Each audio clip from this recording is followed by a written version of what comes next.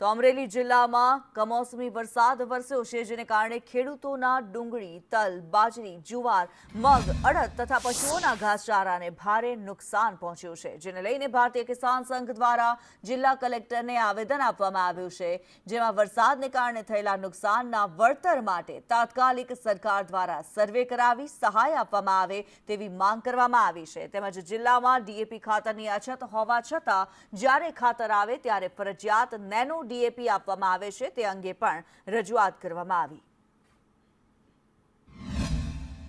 વરસાદ એક ધારો છે, બાગાયત એ પછી આપણે ડુંગળી એટલું નુકસાની બહુ થઈ છે, ગુલાબી, લાલ ડુંગળી, સફેદ ડુંગળી, એ પછી આપણે મગ, તલ, અડદ અને કાંગ હોતલ છે, કાંગે ખેડૂતો બહુ આવી છે, એમાં નુકસાની બહુ ગઈ।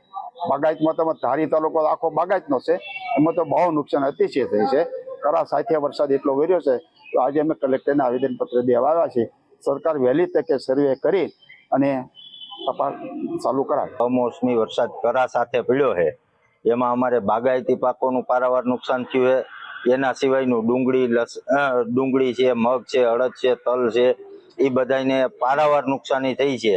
તો અમને તાત્કાલિક સર્વે કરી અને અમને રકમ વળતર પૂરી પાડે એવી અમારી માગણી હતી। એનાથી વિશેષ બીજું એક માગણી એવી હતી કે અત્યારે અમારે ડીએપી ખાતરની નવા વર્ષ માટે ખાસ જરૂર છે। તો ડીએપી ખાતરની આખા જિલ્લામાં બધે અછત છે અને અછતની સાથે અમને નેનો યુરિયા જે ફરજિયાત પધરાવવામાં આવે છે ને, એ ન આવે એની માગણી